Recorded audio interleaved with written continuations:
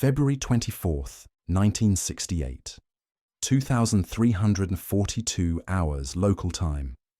North Pacific Ocean, coordinates classified.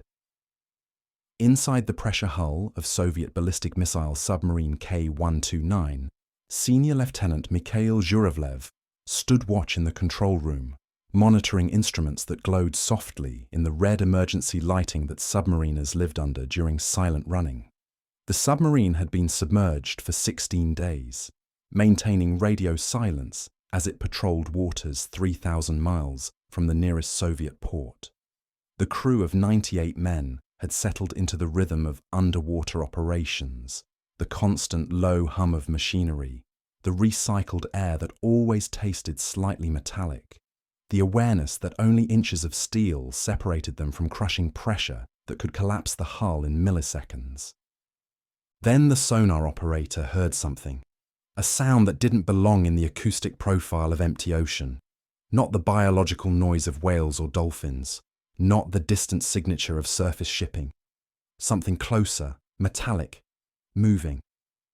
The operator adjusted his headphones, fine-tuned the passive arrays, trying to classify the contact.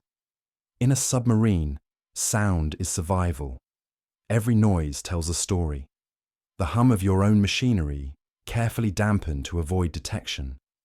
The thermocline layers that bend sound waves and create acoustic shadows.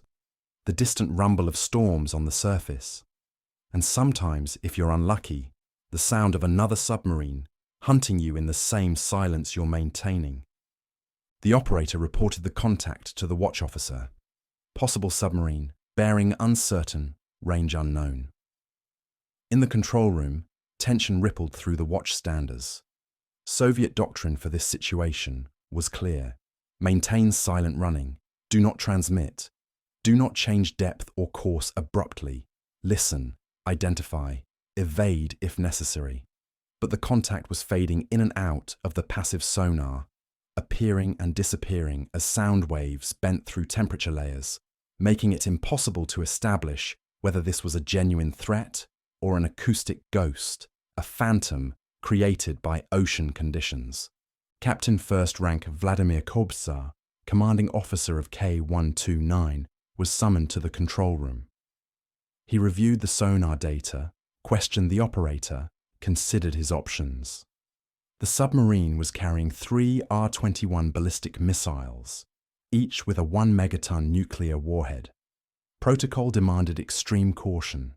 Any detection by American forces could compromise the patrol, could reveal Soviet operational patterns, could escalate into confrontation. But changing course or depth would generate noise, would make the submarine more detectable if hostile forces were actively searching. Kobzar made his decision. Maintain current depth and heading. Continue monitoring. The submarine would not break silence unless absolutely necessary. The crew returned to their stations, listening to the ocean, wondering what had generated the contact, whether American attack submarines were tracking them, whether the sound was something else entirely. Then, at 23:47 hours, something catastrophic happened. The exact sequence of events would never be determined with certainty, lost in the darkness of the ocean floor. But in those final minutes, as systems failed and seawater found ways into the pressure hull, as emergency alarms sounded and men scrambled to emergency stations, the crew of K-129 experienced what every submariner fears most. The knowledge that the ocean was winning, that the steel shell protecting them was failing, that 3,000 meters of water waited to crush them. In an instant, everything went dark. The submarine, its crew, its nuclear missiles, its secrets, all descended into the abyss. On the surface, nothing marked the disaster. No oil slick, no debris, just empty ocean under a moonless sky. K-129 had vanished as completely as if it had never existed. The Cold War beneath the waves was fought in absolute silence, where detection meant death and where submarines prowled the oceans, carrying enough nuclear firepower to incinerate cities. By 1968, Both the United States and Soviet Union had developed submarine-launched ballistic missiles that could be fired from underwater, creating weapons platforms that were nearly impossible to track and almost impossible to defend against. A nuclear submarine on patrol was essentially invisible, moving through ocean depths where sonar struggled to penetrate, where thermal layers created acoustic blind spots, where the vastness of the sea provided concealment that no terrestrial hiding place could match. The Soviet Union's ballistic missile submarine force was the strategic reserve, the weapons that would survive a first strike and deliver retaliation that would make any nuclear war unwinnable for both sides. The submarines patrolled in areas carefully calculated to keep them within range of American targets while maximizing their survivability. These patrol zones were classified at the highest levels. Even many Soviet military personnel didn't know where the submarines operated. The crews themselves sometimes navigated by dead reckoning, their exact positions known only to the captain and navigator. K-129 was a Project 629, a submarine. NATO designation Golf II, a diesel-electric boat designed to carry ballistic missiles. Unlike nuclear-powered submarines that could remain submerged for months, diesel boats needed to surface regularly to run their engines and recharge batteries. This made them more vulnerable to detection, but also more expendable in Soviet strategic planning. The submarine had been commissioned in 1960 and had completed multiple patrols without incident. Its crew was experienced. Its maintenance records showed no critical deficiencies. Its captain was considered competent and reliable. The submarine's mission in February 1968 was routine by the standards of Cold War deterrence patrols. Deploy to the North Pacific, maintain a position within missile range of American targets, await orders that hopefully would never come. The patrol was scheduled to last 60 days. K-129 had departed from Rybachi Naval Base on the Kamchatka Peninsula on February 24th, transmitted routine status reports for the first few days, then maintained the radio silence that was standard protocol for submarines on patrol. When the submarine failed to make its scheduled radio check on March 8th, Soviet Pacific Fleet Command initially wasn't alarmed. Radio schedules sometimes slipped. Equipment malfunctioned. Atmospheric conditions affected communications. But when subsequent radio windows passed without contact, when emergency communication frequencies remained silent, concern escalated to alarm and then to crisis. K-129 had vanished. The Soviet Navy launched the largest submarine search operation in its history, deploying dozens of surface ships and submarines to comb the North Pacific. But the ocean is vast, and without knowing where K-129 had been when it disappeared, the search area encompassed millions of square miles of water. Soviet search vessels found nothing. No debris, no oil slicks, no emergency beacons, no survivors. It was as if the submarine had been erased from existence. The loss devastated Soviet Naval Command and created political crisis in Moscow. A ballistic missile submarine with nuclear warheads had disappeared. If it had sunk in shallow water, the missiles might be recoverable by American forces. If it had surfaced near American territory, it might have been captured. Worse, from a political perspective, was the uncertainty. Soviet authorities had no idea what had happened, where the submarine had gone down, or what had caused the loss. Theories proliferated in Soviet naval intelligence. Catastrophic battery explosion, a known risk in diesel submarines where hydrogen gas could accumulate and ignite. Collision with an undersea mountain, possible in poorly charted Pacific waters. Accidental flooding through a faulty hull valve. Most disturbing was the theory that K-129 had collided with an American attack submarine shadowing it, though this seemed unlikely given that American subs typically maintained careful separation to avoid exactly such incidents. What Soviet authorities didn't know was that American intelligence had detected K-129's loss almost immediately and had already begun the process of locating the wreckage.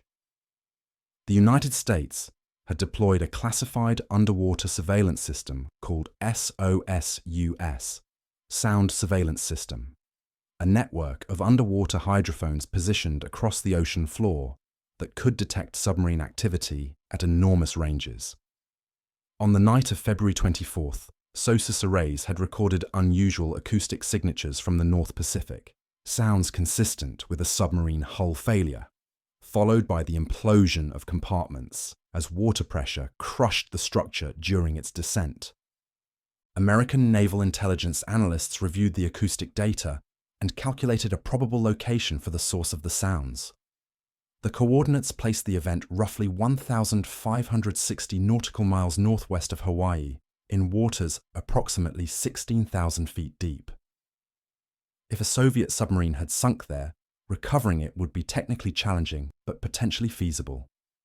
More importantly, if the submarine carried cryptographic equipment, codebooks, nuclear weapons, or intelligence material, recovering those items could provide insights into Soviet capabilities that were otherwise impossible to obtain. The CIA was brought into the operation, codenamed Project Azorian, because the recovery would need to be conducted in international waters, using cover story that could withstand Soviet scrutiny. The agency contracted with Howard Hughes and his Suma Corporation to build a deep-sea mining vessel, ostensibly designed to harvest manganese nodules from the ocean floor. The ship, named Glomar Explorer, was actually a sophisticated recovery platform equipped with a massive mechanical claw capable of lifting thousands of tons from the ocean floor. The engineering challenges were unprecedented. No one had ever attempted to recover an object of this size from such depth. The submarine, if intact, would weigh over 2,000 tons. The pressure at 16,000 feet was over 7,000 pounds per square inch, enough to crush conventional equipment. The recovery claw would need to descend through 3 miles of water, locate the wreck in total darkness, somehow grab the submarine without causing it to break apart further, and lift it to the surface without losing grip. The project took 6 years to plan and execute, costing over $500 million, an enormous sum for the 1970s. The Glomar Explorer was built in 1972 to 1973, a ship so unusual in design that it attracted attention from marine architects and intelligence services worldwide. The cover story was elaborate and carefully maintained. Hughes Mining Barge 1, supposedly a proof-of-concept vessel for deep-sea mining, complete with published technical papers and corporate announcements about the revolutionary potential of undersea mineral extraction. In July 1974, the Glomar Explorer finally deployed to the recovery site. Soviet surveillance ships and submarines monitored the operation, suspicious of the vessel's activities, but apparently convinced by the mining cover story. The actual recovery operation took several weeks, working in complete secrecy, maintaining the fiction that the ship was conducting mining tests while actually attempting one of the most audacious intelligence operations of the Cold War. The recovery claw descended through 3 miles of ocean, guided by sonar and positioning systems that represented the cutting edge of 1970s technology. When it reached the ocean floor, operators using cameras and sonar imaging located the wreck of K-129, lying broken on the seabed, its hull fractured, its missile tubes exposed. The claw positioned itself around the submarine's hull, its massive mechanical fingers closing on the corroded metal. Then began the slow, delicate process of lifting. The ascent took days, the claw rising slowly through the water column, carrying tons of Soviet submarine toward the surface. But approximately halfway through the recovery, structural failure occurred. Part of the submarine broke away from the claw's grip, tumbling back to the ocean floor, taking with it much of what American intelligence most wanted to recover. What remained in the claw's grip included the forward section of the submarine, containing the bodies of 6 Soviet sailors, some cryptographic equipment, and enough structural and equipment debris to provide valuable intelligence about Soviet submarine construction. The recovered section was brought aboard the Glomar Explorer through a moon pool, an opening in the ship's hull that allowed the claw to lift its cargo directly into an internal bay, preventing Soviet surveillance from observing what had been recovered. The bodies of the 6 sailors were examined, photographed for identification purposes, and then given a formal burial at sea, conducted with military honors and filmed by CIA personnel. The film of the burial would not be released until decades later, part of an attempt to provide closure to families who had never known what happened to their relatives. The intelligence recovered from K-129 provided American naval analysts with insights into Soviet submarine capabilities, though exactly what was learned remains classified. The operation itself remained secret until 1975, when investigative reporting by Jack Anderson revealed the Glomar explorer's true purpose. The public disclosure forced the CIA to acknowledge the operation, though details remained classified. The phrase, "we can neither confirm nor deny," entered common usage, originated from CIA responses to questions about the Glomar operation. For the Soviet Union, the revelation that Americans had located and partially recovered K-129 was both humiliating and alarming. It demonstrated that the ocean was not as opaque to American surveillance as Soviet planners had assumed. It revealed that even in international waters, at depths thought to be beyond recovery capability, Soviet military assets were vulnerable to American intelligence operations. The incident accelerated Soviet development of deeper diving submarines and improvements to ocean surveillance systems. The cause of K-129's loss was never definitively determined. Soviet investigations, based on analysis of debris and operational records, concluded that catastrophic flooding was most likely, possibly initiated by a failure in the missile compartment that allowed seawater to enter the pressure hull. American analysts, examining the recovered sections, noted evidence of internal explosion, possibly from a battery malfunction. Neither conclusion could be confirmed with certainty. Alternative theories persisted for decades, fueled by the secrecy surrounding both the loss and the recovery. Some Soviet naval officers believed K-129 had been rammed by an American attack submarine, though no evidence supported this and American records showed no such incident. Conspiracy theories suggested the submarine had been deliberately sabotaged, or that it had attempted to launch its missiles and suffered a catastrophic malfunction. The truth, like so much of the Cold War, remains submerged in classification and uncertainty. For the families of the 98 men who died aboard K-129, the loss was compounded by official silence. Soviet authorities told them only that their relatives had been lost at sea in an accident, providing no details about location, cause, or recovery efforts. The families weren't informed that American forces had located the wreck, had recovered part of it, had buried 6 of the bodies at sea. They lived with uncertainty, never knowing exactly what had happened, whether their loved ones had died quickly or had time to understand they were doomed. When the Burial at Sea film was finally released in the 1990s after the Cold War ended, it provided some measure of closure but also raised new questions. Why had only 6 bodies been recovered? What had happened to the remaining 92 men? Were they still in the portion of the submarine that had broken free and fallen back to the ocean floor? The ocean keeps its secrets, even from those who have the technology to explore its depths. The K-129 incident epitomized Cold War naval warfare in its combination of technological sophistication, human tragedy, and strategic paranoia. Nuclear submarines prowled the oceans, carrying enough firepower to end civilization, operated by men who lived in steel tubes beneath the waves, knowing that any malfunction, any error, any unlucky encounter could send them to depths from which there was no return. The strategic doctrine called deterrence depended on these submarines remaining hidden, survivable, ready to retaliate if their homeland was destroyed. But the deterrence was purchased with the lives of submariners who accepted missions that carried risks no peacetime sailor would be asked to face. The ocean floor of the North Pacific still holds most of K129. The sections that fell away during recovery lie in the abyss, slowly corroding, gradually being consumed by the sea. The forward section, recovered by the Glomar explorer, was supposedly buried at sea after examination, though rumours persist that parts were retained for further study. The truth remains classified, part of intelligence operations that even decades later cannot be fully acknowledged. The legacy of K129 extends beyond the immediate tragedy. The incident demonstrated both the capabilities and limitations of deep ocean recovery technology. It showed that even at depths once considered unreachable, sophisticated engineering could recover objects of enormous size and weight.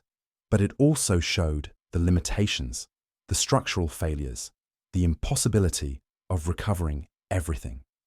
The ocean remains more powerful than human technology, more capable of concealing secrets than human intelligence is of revealing them. For submariners of both nations, K129 served as a reminder of the dangers inherent in underwater operations. Every submarine crew knew the statistics, understood that submarines were lost at sea with disturbing regularity, that the ocean was unforgiving of mistakes or equipment failures. They accepted the risks because the mission was considered essential, because deterrence required submarines to patrol regardless of danger, because both sides believed that the presence of nuclear-armed submarines prevented war rather than risked it. The strange sound heard by K129's crew, if the sonar contact was real and not acoustic anomaly, remains unidentified. Perhaps it was an American submarine, though no US boat reported any incident or contact. Perhaps it was a whale or undersea seismic activity, natural ocean sounds that passive sonar can sometimes interpret as mechanical. Perhaps it was equipment malfunction, the sonar detecting phantom contacts that weren't there. Whatever the crew heard in those final minutes, whatever decisions they made in response, were lost when the submarine sank. The darkness that followed was absolute. At 16,000 feet, sunlight cannot penetrate. The wreckage of K129 lies in eternal night, a tomb for 98 men who died serving a state that collapsed 2 decades after their deaths, fighting a war that was never formally declared, maintaining a deterrence that depended on their willingness to die in silence. They are remembered, if at all, as statistics in casualty lists, names on memorials that don't specify how or where they died. In the silence of the deep, there are no heroes, only ghosts of a war that was never declared. The submariners of K129 rest in the abyss, their story classified for decades, their sacrifice unacknowledged by the nation they served until long after it ceased to exist. They heard a strange sound in the darkness beneath the waves. They tried to understand it, to respond appropriately, to survive. And then everything went dark, and they joined the countless sailors across history who found their graves in the ocean's depths.